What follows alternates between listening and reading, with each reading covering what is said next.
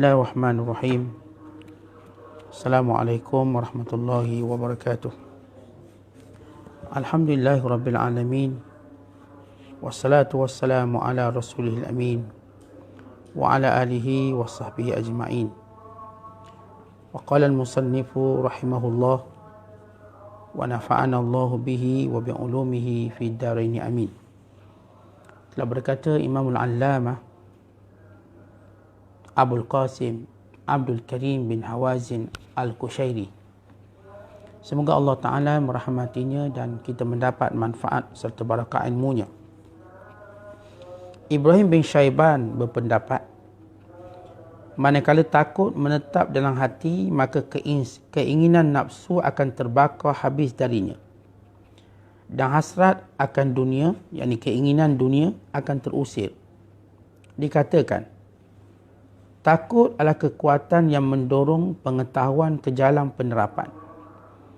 Dan takut adalah gerakan dan getaran hati yang disebabkan oleh kebesaran Tuhan. Abu Sulaiman Ad-Darani menyatakan, adalah perlu bahawa tidak sesuatu pun yang memperoleh menguasai hati selain takut. Sebab jika harapan memperoleh penguasaan atas hati, maka hati akan rosak. Selanjutnya dia akan mengatakan, wahai Ahmad, mereka naik melalui takut, dan jika mereka mengabaikannya, mereka akan jatuh. Al-Wasiti menegaskan, takut dan harap adalah kendali bagi diri agar ia tidak dibiarkan dengan sia-sia. Dia juga mengatakan, jika Tuhan menguasai wujud manusia yang paling dalam, maka harap dan takut tidak akan tersisa lagi. Saya ingin menyatakan bahawa ucapan ini mengandungi kepelikan. Ia bererti bahawa manakala ayat-ayat Allah Ta'ala menguasai wujud terdalam manusia, maka ayat-ayat itu akan menguasai mereka hingga tidak tersisa lagi kemampuan untuk mengingati makhluk-makhluk. Takut dan harap muncul dari pandangan yang berlarutan terhadap terbatasnya manusia. Al-Husain bin Mansur menyatakan, barang siapa yang takut akan sesuatu selain Allah Ta'ala atau berharap akan sesuatu selain dia, maka semua pintu akan tertutup baginya, dan rasa takut akan mendominasinya, menabiri hatinya dengan 70 tabir yang paling tipis di antaranya adalah keraguan. Apa yang menjadikan mereka merasa sangat takut adalah pemikiran mereka akan hasil akhir dan ketakutan akan berubahnya keadaan mereka. Sebab itu Allah Ta'ala berfirman, Qul hal nunabbi'ukum bil akhsarina a'mala alladzina dhalla sa'yuhum fil hayatid dunya wa hum yahsabuna annahum yuhsinuna sun'a. Katakanlah, apakah akan kami beritahu kepadamu tentang orang-orang yang paling rugi perbuatannya? Itu orang-orang yang telah sia-sia perbuatannya dalam kehidupan dunia ini, sedangkan mereka menyangka bahawa mereka berbuat baik. Maka betapa banyak orang yang akan merasa senang dengan keadaan mereka manakala keadaan tersebut diubah berbalik merugikan mereka, dan mereka diuji dengan sangat berkait dengan amal-amal yang menjijikkan. Maka ketika itulah keakraban akan berganti dengan bersendirian yang menakutkan, dan ketidakhadiran dengan kehadiran. Saya sering mendengar Syekh Abu Ali Daqqaq, moga Allah merahmatinya, membacakan syair, engkau memikirkan waktu yang indah, tapi engkau tidak pernah memikirkan dengan takut tentang keburukan yang dibawa oleh takdir. Malam-malam hari memberikan ketenteraman kepadamu hingga engkau tertipu olehnya. Sesudah malam yang cerah datanglah kesedihan. Saya mendengar Mansur bin Khalaf membacakan kisah. Ada dua orang yang saling menemani dalam mengerjakan ibadat. Kemudian salah seorang di antara mereka pergi meninggalkan sahabatnya. Setelah berlalu waktu yang lama, tidak terdengar khabar berita mengenainya.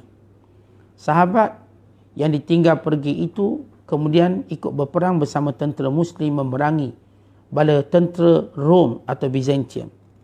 Dan pertempuran itu seorang tentera musuh yang memakai baju besi menyerang tentera Muslim dan memegang senjatanya.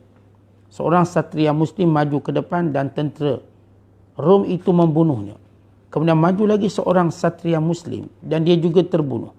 Satria Muslim ketiga yang maju ke depan juga terbunuh. Kemudian majulah sang sufi di depan dan keduanya lalu bertempur. Topeng yang menutupi wajah tentera Byzantium itu terlepas dan ternyata dia adalah sahabat Sufi yang dulu telah menemaninya beribadat selama berpuluh tahun. Maka berserulah dia, apakah ini? Musuhnya menjawab, aku telah murtad dan kahwin dengan seorang wanita dari kaum ini. Aku sudah punya anak-anak dan harta kekayaan. Sang Sufi berteriak, dan engkau adalah orang yang dahulu biasa membaca Quran dengan pelbagai gaya bacaan? Dia menjawab, satu huruf pun aku tidak lagi ingat daripadanya. Maka sang Sufi itu lalu berkata kepadanya, berhentilah dari kelakuanmu itu dan bertaubatlah. Dia menjawab dengan keras, aku tidak mahu. Sebab aku telah peroleh kemasyhuran dan kekayaan. Tinggalkan saja diriku, atau aku akan melakukan padamu apa yang telah kulakukan terhadap ketiga orang temanmu. Sang Sufi berkata, ketahuilah bahawa engkau telah membunuh 3 orang Muslim.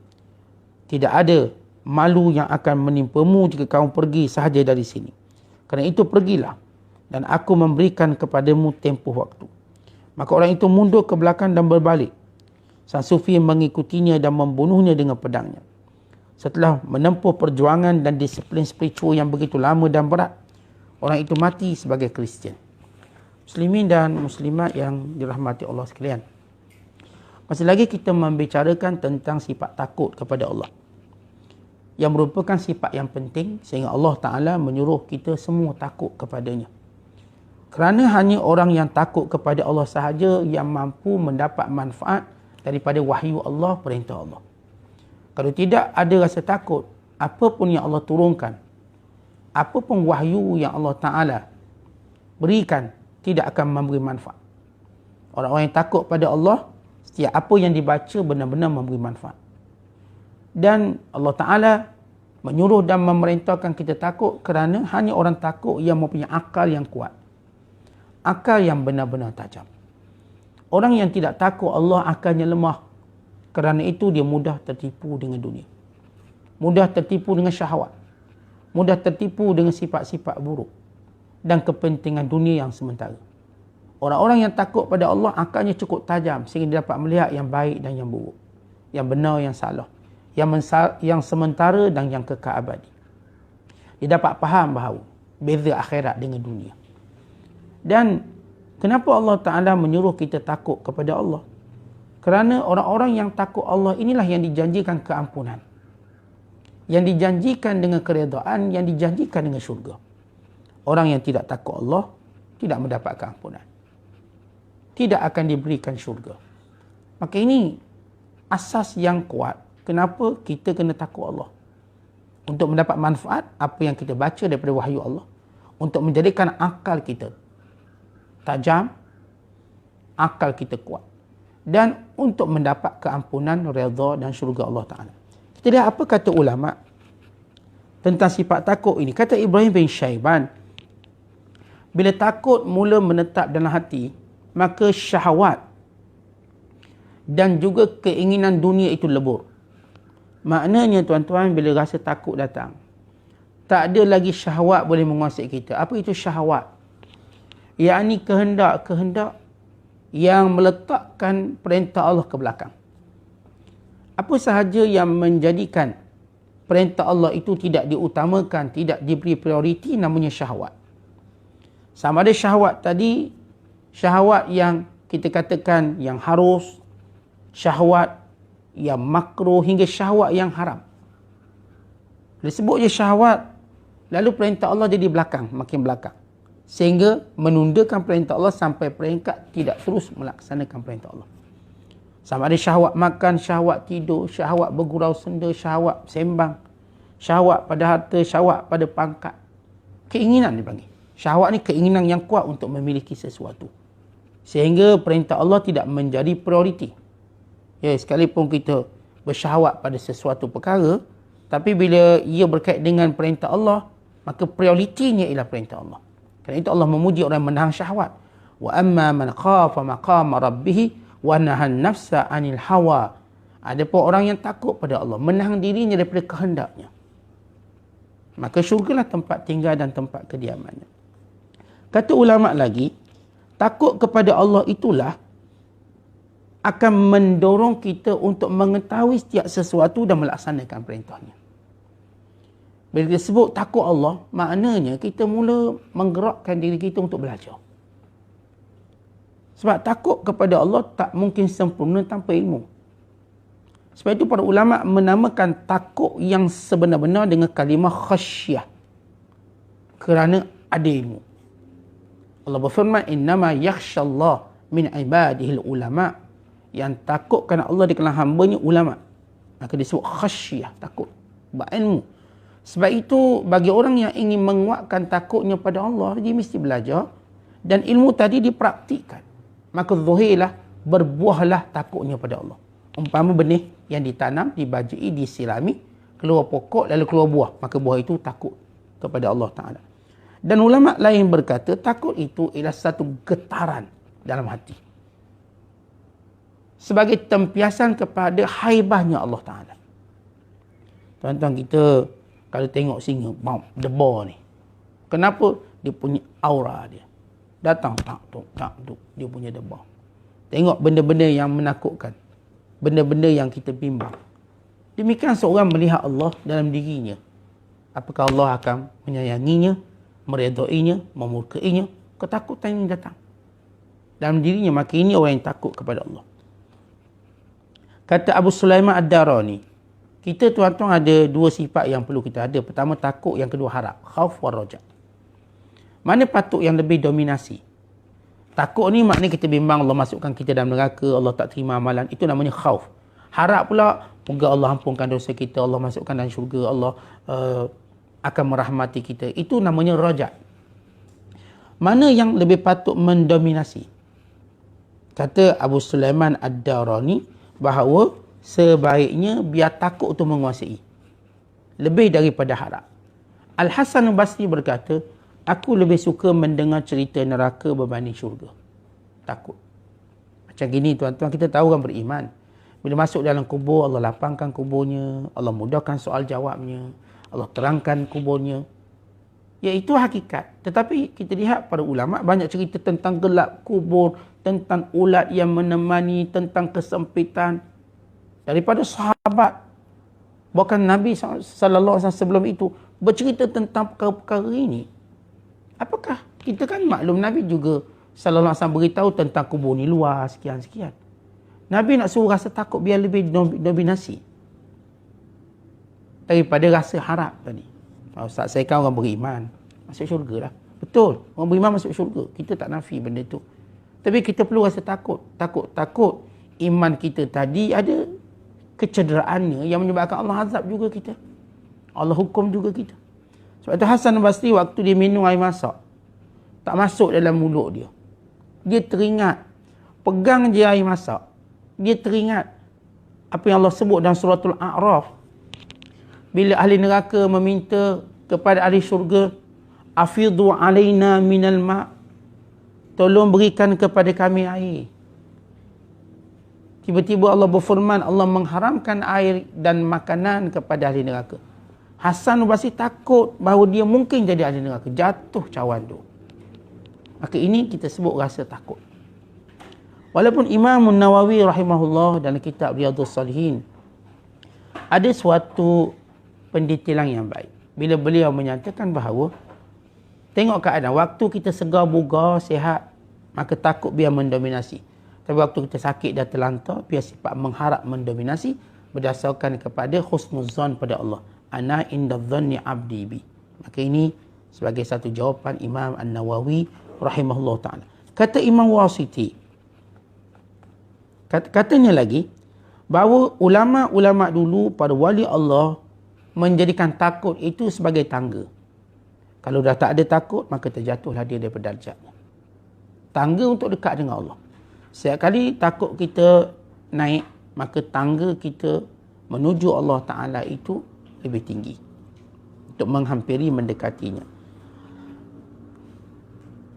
Para ulama mengatakan lagi bahawa seorang bila mana sudah datang atau bila mana dalam dirinya penuh dengan rasa kebesaran Allah, maka tiada takut dan tiada harap. Ini dalam satu keadaan tertentu. Walaupun kata Imam Abdul Qasim ni macam ungkapan ini agak pelik sikit. Iskal lah, dia iskal. Sebab manusia mesti ada takut, mesti ada harap. Tapi mungkin bila seseorang dalam dirinya sudah penuh rasa kehaibatan pada Allah, Seolah sifat takut dan harap itu tidak kelihatan. Yang lebih zahirnya ialah pandangannya terhadap Allah Subhanahu Wa Taala.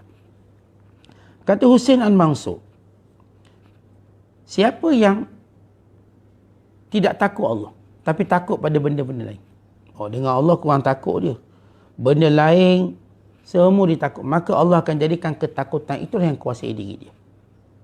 Maka tertutuplah antara pintu dia dengan Allah. Kata ulama, antara seorang dengan Allah ada 70,000 hijab. 70,000 hijab nak sampai. Maknanya bila orang tu ada ilmu, keluar, terangkat satu hijab. Bila mana orang tu beramal, terangkat satu hijab.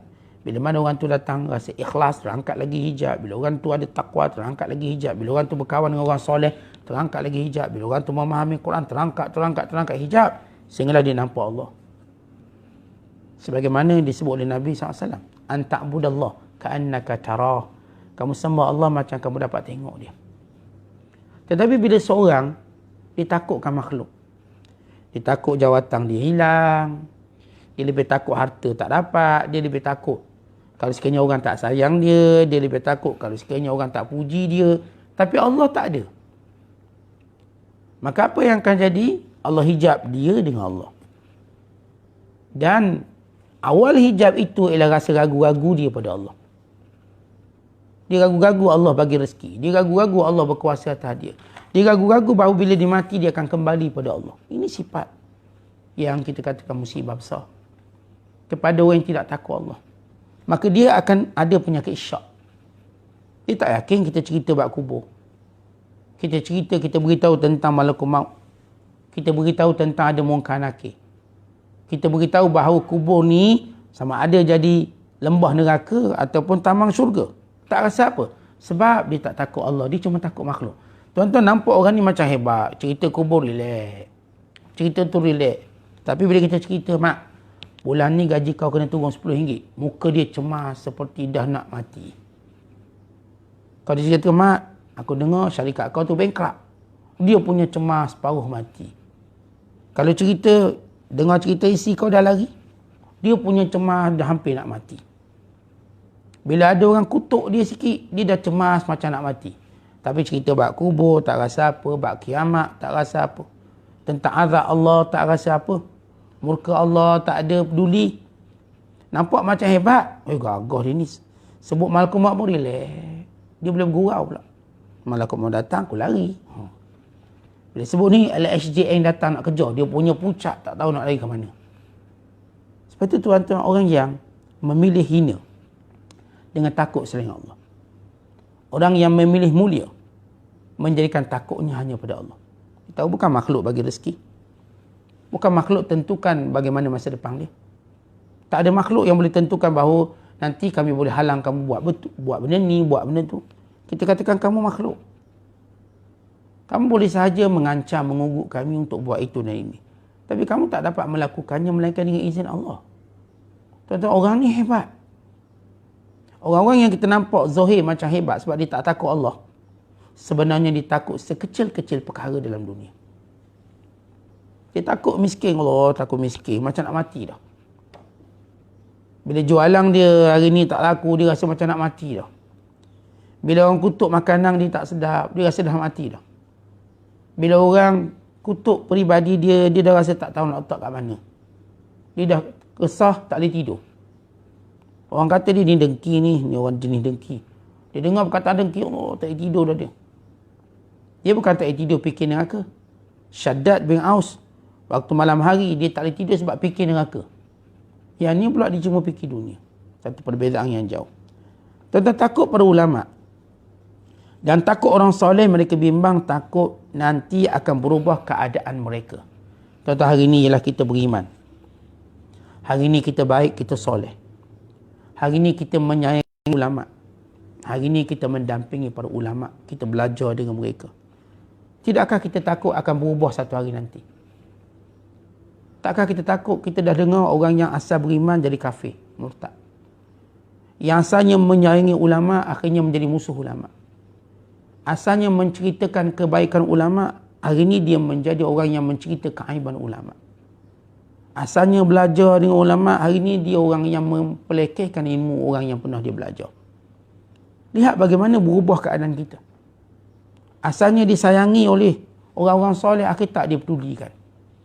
Sebab itu kita perlu takut kalau keadaan kita berubah. Asal kita baik, boleh jaga semua. Solat malam, baca Quran, menuntut ilmu, bukan berbaik-baik dengan orang soleh. Bercita-cita biar orang soleh mandikan jenazah kita. Biar orang soleh sembahyangkan kita. Biar talqinkan kita. Tiba-tiba hari ni kita berubah. Kita tak suka lagi qiyamul lail, baca Quran. Tidak lagi suka mendampingi para ulama. Dah tak peduli siapa aku mati, siapa nak tanam-tanam je lah. Lihat bagaimana berubah cepat manusia. Maka sebab itu, orang berubah paling teruk tuan-tuan bila dia rasa dengan perubahannya tu dia betul. Dulu dia naik Mercedes. Naik Mercedes. Kaya lah Mercedes misalnya. Lepas tu dia berubah keadaan, dia pun naiklah kereta bawah pada Mercedes. Naik Wira lah contoh. Contohlah Wira. Tapi masa naik Wira tu dia rasa lebih kaya masa naik Mercedes. Jadi otak dia tak betul. Dulu tuan-tuan, dia ikut ulama. Maka dia rasa baik. Hari ni dia tak ikut ulama, dia tak ikut orang soleh. Tapi waktu tak ikut tu dia rasa dia betul. Dia apa dia buat tu betul. Sekarang dia betul, dia tak perlu terikat dengan mana-mana tuan guru, mana-mana ulama-ulama. Dia pakai fatwa dia lah. Dia pun dah rasa boleh jawab soalan agama. Dia jawab sendiri je. Tak ada dah nak rujuk-rujuk ulama. Aku pun boleh jawab. Maka orang ni paling bahaya sebab dia menyangka dia betul. Dan dia menyangka dia sudah pun pandai. Sebab itu kita bimbang keadaan kita berubah. Daripada penuntut ilmu kepada orang yang benci ilmu dan benci yang menyampaikan ilmu. Dan kisah ni tuan-tuan bukan sikit dalam dunia ni. Banyak. Sebab itu mereka para orang-orang soleh amat takut kesudahan yang tidak baik. Kesudahan yang buruk mereka takut. Kita tuan-tuan cek dalam kehidupan kita. Apakah kesudahan baik atau kesudahan buruk? Kita hari inilah. Apakah prestasi agama kita lebih baik atau lebih buruk? Dia ceritakan satu kisah yang menakutkan. Ada dua orang sufi. Mereka sama-sama beribadat kepada Allah. Sama-sama membina ketakwaan kepada Allah. Sama-sama membentuk ketaatan kepada Allah. Selang berapa lama mereka berpisah. Berpisah dalam majlis. Duduk-duduk sekali majlis ilmu. Duduk sekali dalam majlis zikir. Dulu mengaji sekali dengan ulama. Lalu mereka berpisah bertahun-tahun lama tak jumpa. Tiba-tiba berlaku satu peperangan antara Parsi dan Rom. Islam dengan musuh Islam.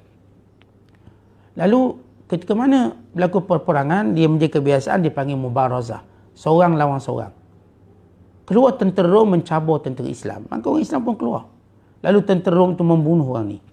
Membunuh orang Islam. Keluar tentera Islam yang kedua juga gugur syahid. Yang ketiga gugur syahid. Akhirnya ulama sufi, orang sufi tadi pun keluar. Lalu mereka berlawan. Melawan, tercabut topeng orang Rom. Nampak geng lama dia, yang satu halakah dulu. Yang satu majlis ilmu dulu. Yang sama-sama bersufi, yang sama-sama mujahadah. Yang sama-sama berpuasa, berbuka puasa. Yang sama-sama berqiyamul lail. Yang sama-sama menghidupkan Ramadan. Yang sama-sama melakukan ketaatan. Sekali. Tiba-tiba dia sudah berada di pihak musuh. Dia sudah murtad, keluar dari Islam. Lalu sufi ini tercengang. Bukankah kamu bersama kami dulu? Lalu kata dia, tidak, aku dah murtad. Aku dah kahwin dengan orang Rom, dah dapat anak-anak, dapat harta, dapat kemasyhuran. Lalu kata sufi ini, bukankah kamu dahulu ahli Al-Quran? Dan kamu mampu baca Quran secara qiraat yang banyak, bacaan banyak, alim besar. Lalu kata Rom ini, orang Islam yang dah murtad ini, aku dah tak ingat dah Quran.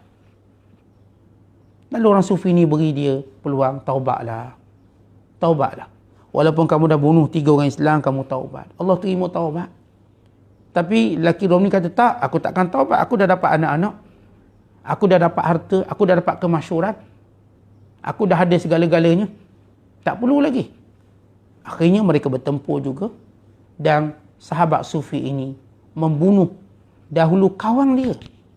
Yang saya katakan sama-sama dalam qiyam Ramadan sekali, baca Quran sekali, menuntut ilmu sekali, mujahadah sekali, tiba-tiba berpihak kepada musuh. Lalu dibunuhnya, maka dia pun mati. Mati dan su'ul khatimah. Sebab itu tuan-tuan, kisah dan cerita ini menakutkan. Kadang-kadang memang kita baik hari ni, apakah kita mampu yakin baik esok? Itu yang kita takut. Sebab itu rasa takut itu sentiasa ada.